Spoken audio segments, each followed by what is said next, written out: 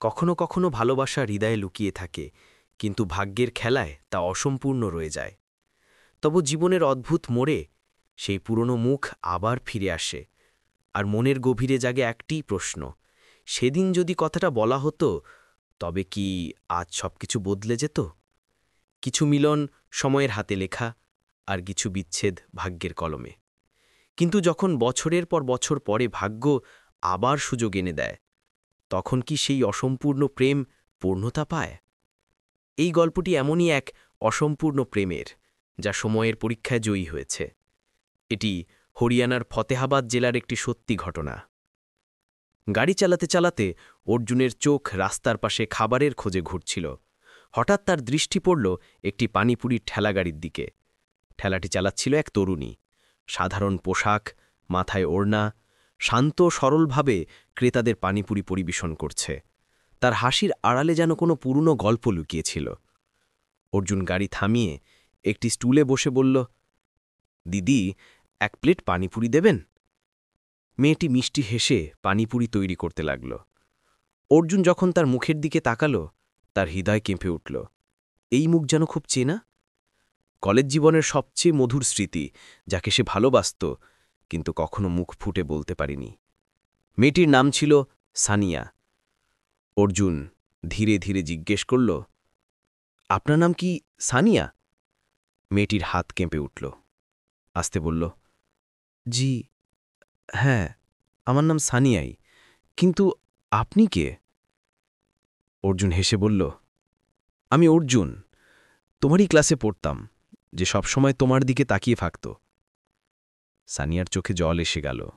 ওড়না দিয়ে মুখ ঢেকে ফেলল। অর্জুনের গলা ভারী হয়ে এলো। সানিয়া, তুমি এই অবস্থায় কিভাবে এলে?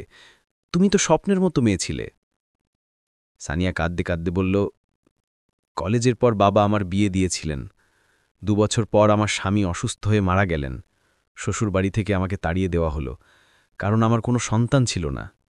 বাবা আমাকে এই ছোট্ট পানিপুরির ঠেলাটি দিয়েছিলেন, যাতে নিজের পায়ে দাঁড়াতে পারি। এখন 5 বছর ধরে এইভাবেই চলছে। অর্জুনের চোখ ভিজে গেল। সানিয়া জোর করে হাসল, থাক পুরনো কথা, তুমি বলো, তোমার বিয়ে হয়েছে? অর্জুন শান্তভাবে বলল, না, আমি আজও বিয়ে করিনি, কারণ যাকে ভালোবাসতাম সে অন্য কারো হয়ে গিয়েছিল। সানিয়া অবাক হয়ে বলল, কে সে? অর্জুন হেসে বলল, তুমি সানিয়া। সানিয়া নিঃশব্দে দাঁড়িয়ে রইল। তার চোখ দিয়ে অশ্রু গড়িয়ে পড়ল। অর্জুনের মুখে শোনা গেল সেই কথাগুলো, যা সে বহু বছর ধরে বুকের ভেতর জমিয়ে রেখেছিল। সানিয়া ফিস ফিস করে বলল, যদি সেদিন তুমি বলতেই, হয়তো আমিও হ্যাঁ বলতাম, কারণ আমিও তোমাকে মনে মনে চাইতাম। অর্জুনের চোখে ভেজা হাসি। তাহলে কি এখন দেরি হয়ে গেছে সানিয়া? সানিয়া তাড়াতাড়ি বলল, পাগল হইও না, তুমি বড় ঘরের ছেলে। আমি রাস্তায় পানিপুরি বিক্রি করি, আমার কাছে তোমাকে দেওয়ার কিছুই নেই। অর্জুন বলল, আমার কিছুই চাই না, আমি শুধু তোমাকে চাই। আমি চাই তুমি আমার স্ত্রী হও। সানিয়া মুখ লুকিয়ে বলল, না অর্জুন, তুমি অন্য কাউকে বিয়ে করো, আমি তোমার যোগ্য নই। অর্জুন তার হাত ধরে বলল, তুমি আমার ভাগ্য সানিয়া, কলেজের দিনগুলোর মতোই আজও তুমি আমার হৃদয়ে। সানিয়া রেগে গেল। এত সিনেমার মতো কথা বলো না অর্জুন, খেয়ে চলে যাও, কাল থেকে আর এসো না। অর্জুন হেসে বলল, খাচ্ছি, আর কাল আমি আবার আসব, আমার মাকে নিয়ে আসব, আর তোমাকে আমার বউ করে নিয়ে যাব। পরদিন অর্জুন তার মাকে সবকিছু বলল।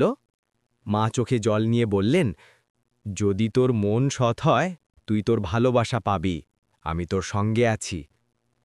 মাকে নিয়ে অর্জুন গেল সানিয়ার ঠেলাটিতে। মা সানিয়ার হাত ধরে বললেন, মেয়েটা, কাল তুই অর্জুনকে না বলেছিস, কিন্তু আজ আমি তোর কাছে এসেছি তোর হাত চাওয়ার জন্য।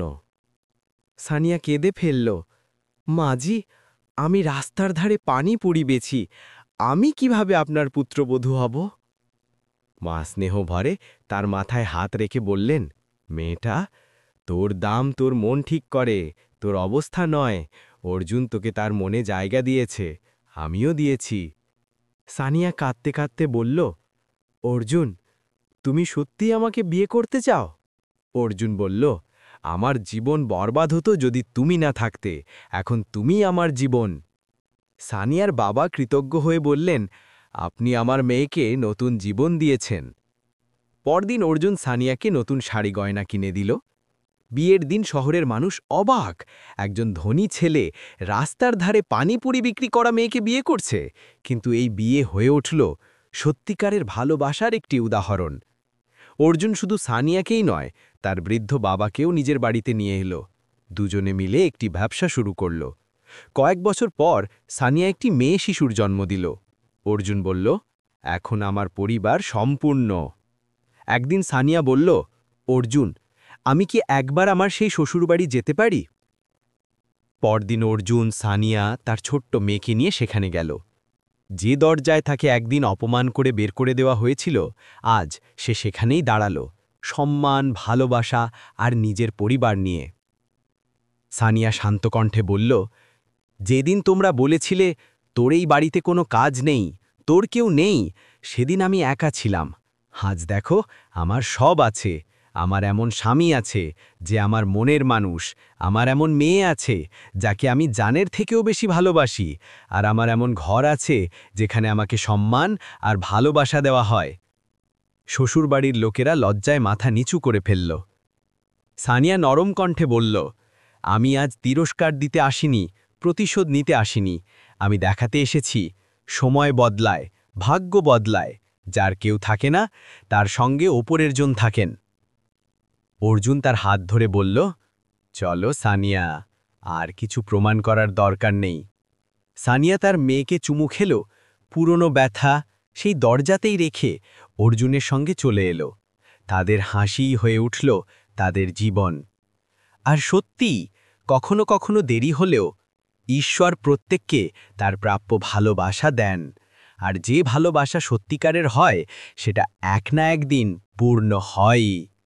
এই ছিল অর্জুন আর সানিয়ার গল্প, যেটি একসময় অসম্পূর্ণ ছিল কিন্তু শেষ পর্যন্ত পূর্ণতা পেয়েছে।